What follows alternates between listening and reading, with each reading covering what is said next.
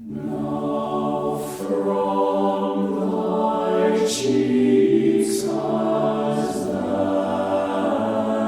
vanished the... Thanks for joining me for Journey to Easter. This is our Holy Week series, exploring the significance and the meaning of each of the days of Holy Week in the Christian tradition.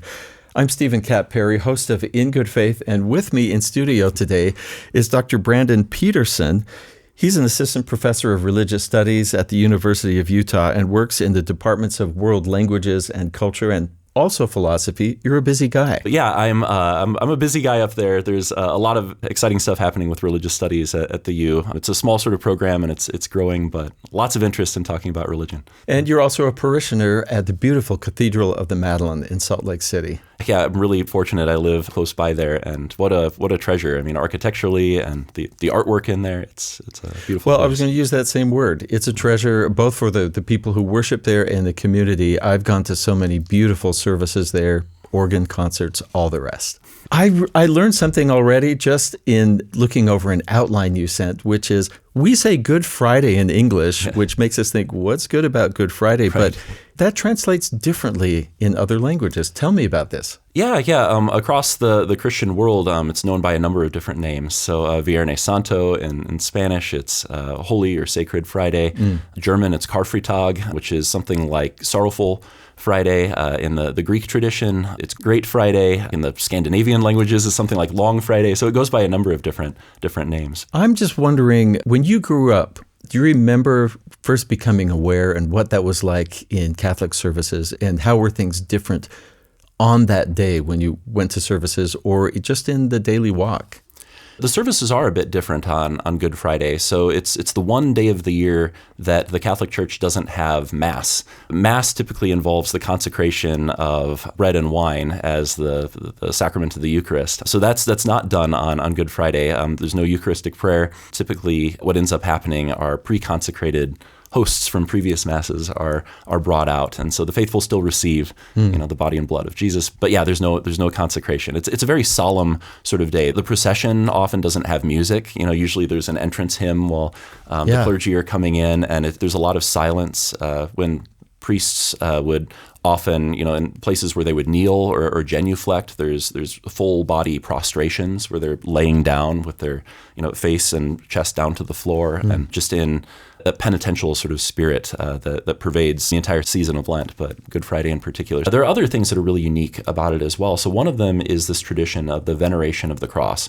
So in the Catholic tradition, there's a rich usage of relics and iconography, and seeing these images are something that can put you in touch with that. But also relics. So there's a tradition of pieces of the true cross, of tiny fragments of wood that are treated anyway as if they go back to the cross that Jesus died on. And so whether a particular parish has one of these fragments or not, there will be some representation of the cross that's carried down the central aisle of the nave. It's a deacon that's usually carrying it, and he'll carry this cross, and again, it's a very slow, silent sort of procession, but then stop and just proclaim in chanting, "Behold the wood of the cross on which is hung our salvation. O come, let us adore." The Latin is Venite adoremus, which you might know from Christmas hymns. The Christmas hymn, yeah. But he does this and stops, and then sort of modulates it up a little bit, and it says, behold the wood of the cross on which is hung our salvation. Come, let us adore. And then he does this a third time, and eventually the cross is situated in the front of the church before the altar there. The congregation then comes out to venerate the cross, and so people come up and either genuflect before it, or maybe have just a simple touch of your hand on it. Or one traditional way to do this that's particularly moving is to kiss it. So at the cathedral they have a fragment of the true cross that's positioned behind glass that's right there in the center of a much larger cross. So the congregation comes up and embraces the cross, which again brings us back to this earlier question, like why embrace the cross? It's a torture instrument. It's an instrument by which the Romans tried to intimidate people. Yeah. It was meant to horrify, basically terrorize a community into subservience, right? You don't challenge the Roman Empire. And if anybody goes around claiming to be a messiah, something that might challenge the authority of Rome, you make an example of them, and they hang a cross by a road where people will see, and it's a giant warning sign. Watch out what will happen to you. Yeah. Well, and that's just a visceral response of fear you would have at that kind of suffering. Absolutely. So why go up and venerate the cross, this awful It's something cross? beautiful that is communal. It happens in the church in a service, but there's a very individual moment there. Oh, absolutely. So yeah, it's different in a number of ways. But yeah, that somber feeling goes back to your question, why is this good? Right? I mean, this is a day that commemorates Jesus' suffering and death, which in many obvious ways is not good at all. Jesus' crucifixion was, seen by his disciples as absolutely disastrous. At his arrest, most of his disciples end up abandoning him. They flee. This is the gospel narratives say, a few people hung around the margins. Peter is denying Jesus. They're running for their lives. Eventually, the Gospel of John has the setting where eventually the risen Jesus appears. They're hiding for their lives. They're behind locked doors. This was seen as a disastrous, calamitous event. And even St. Paul, in his first letter to the Corinthians, talks about Jesus' cross as a scandal to the Jews and foolishness to the Greeks. There's a lot that's obviously bad about this. I mean, the cruel torture and death of anyone, let alone the sinless Son of God, is something that's awful. It's a desecration in many respects. But at the same time, Paul then turns around and says, but we proclaim Christ crucified, the power and wisdom of God. So even early on, Christians saw something good happening here. And so there are images that show up in the Bible and then in the theological tradition that follows this, trying to make more sense, some positive theological sense out of these Gospels. Just recently, Wednesday was Ash Wednesday, the beginning of the Lenten season, which is leading up to Holy Week and Easter.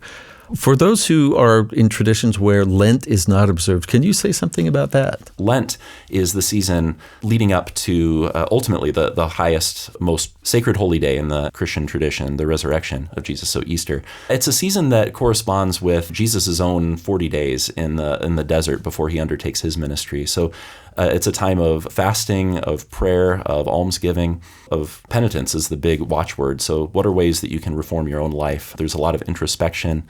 It seems that those extra days, those 40 days of attention and the Holy Week awareness of what was going on, it just seems like a way to draw closer to, in some ways, the humanity of Jesus, what he's experiencing, the human part of him. And it seems like that would make the Easter celebration all the more joyous. Yeah, I think that's exactly right. I mean, the Catholic doctrinal framework, Jesus is one person with two natures. Jesus is fully human as well as fully divine. I think both of those aspects are really important to keep in mind when trying to grapple with and understand and make sense of Good Friday as well as Easter, that there's real, genuine human suffering there, but also real, genuine human transformation, right? The resurrection stories that we see in the Gospels tell remarkable stories of Jesus transformed. His disciples don't recognize him at first. He lights a sort of fire within them. But Paul says he's the first fruits of things to come. There's a transformation of humanity that Jesus inaugurates, as a human. That's a really important part of appreciating what's going on during these holy days. Brandon, I wonder if I could ask, are there things that you stop to think about or that you do for a Good Friday, not necessarily as a congregation? First of all, I'd emphasize that for our family, for a lot of Catholics, there's a big emphasis on the communal. So a lot of what we do for these holy days is coming together for the regular liturgies, for additional services. There's a beautiful choral meditation on Good Friday that the Cathedral of the Madeleine has. The choristers at their choir school, where my kids attend, sing at 3 p.m. on Good Friday, which is traditionally when Jesus dies. And so I feel like I'm living at the cathedral, during Holy Week. So yeah, there's a really strong communal dimension, and even in the wider Catholic tradition. So I grew up in Iowa, in the Midwest. It's the land of fish fries, and so typically during Lent, Catholics are obligated not to consume meat on Fridays, so abstain from meat. And so fish doesn't count in the Catholic tradition as meat. So people often come together for fish fries in parishes where you get together and you eat fried fish and there's potluck sort of stuff. Growing up in Bloomington, Indiana, I knew every Friday it was fish sticks at lunch in grade school. That's right. Which luckily I happened to like, but I love knowing the significance there. But yeah, the individual aspect, I think is something important too. I have some of my own traditions. There's a reading from one of my favorite theologians, Karl Rahner, a German Catholic theologian who meditates on some of these liturgical services. That's where I think the real power comes, is he's reflecting on what it means as you're going up and processing to that that cross and remembering this. So Let's have you read that. Okay, yeah, sure. So I guess just to situate this a little bit, so he's talking to two different moments here. On the one hand, he's talking about this liturgical veneration of the cross that's happening, and so he starts it off with this proclamation of, "Behold the wood of the cross on which is hung our salvation."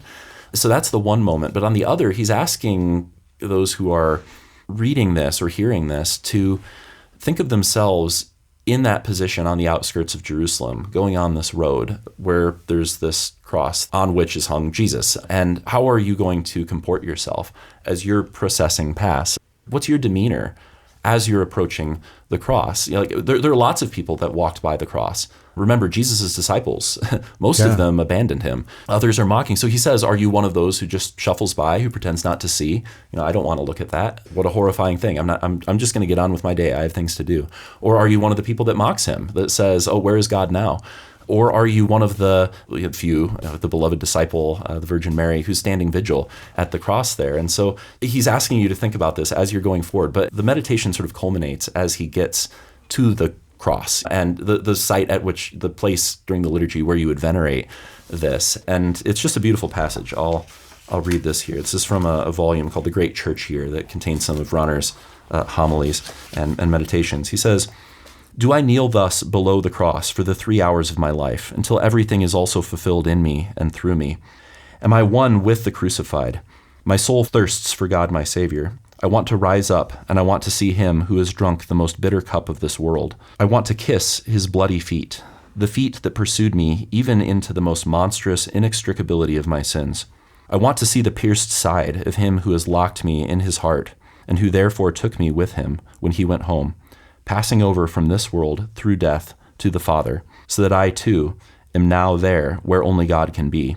I want to see the wood of the cross, on which the salvation of the world, my salvation, hung. Come, let us adore him." Powerful words. Yes. As he's meditating on this crucified figure whose side is opened up and who suffered in such a great way for, pro nobis is the Latin term, or huper hemon in the Greek, for us, right? There's a for us dimension. And I think that gets back to this question of why it's Good Friday. There's a great love with which Jesus suffered, and it's a love that's about proximity. So we've talked about the human dimension of Jesus. So I think the divine dimension of Jesus is really important here too, because there's this idea in the Catholic tradition of God reaching out to us. So Rahner's asking, what's our demeanor as we approach the cross? He says, God's demeanor is clear. God reaches out his arms to a rebellious people over and over and over again. Right. And there's that persistent love on the side of God. And so that persistence in closeness, to be close to us, that's one of the things that this, in terms of personal meditations, I try to read this every Good Friday because it reminds me of that persistent love, that God is reaching out. God's presence is there as well, which is a promise to people, so many people suffering today in the brokenness of the world, so that God is in their midst, even if that means suffering, even if that means death. But if God can't reach us in our suffering, why do we have God? Right. I mean, in our necessity is when we do reach out, and to know that the extremes that Jesus was put to and experienced is, I have loved being taught by you about other meanings, that good is Great Friday. It's Holy Friday. That gives me a nice frame of reference to prepare myself. Really grateful to Dr. Brandon Peterson for sharing his thoughts on Good Friday. And you can learn about each of the days of Holy Week in the Christian tradition worldwide with our Journey to Easter series. And I hope you'll join us in person on Palm Sunday, April 13th of this year, 2025, at the Marriott Center on the BYU campus for Journey to Easter, which will be a concert of beautiful music tying in with each of the days. And then we will hear presentations and reflections, including one from Dr. Peterson, about each of those days. Subscribe to the podcast on Apple, Spotify, or watch this interview on our YouTube channel. In Good Faith is a production of BYU Radio.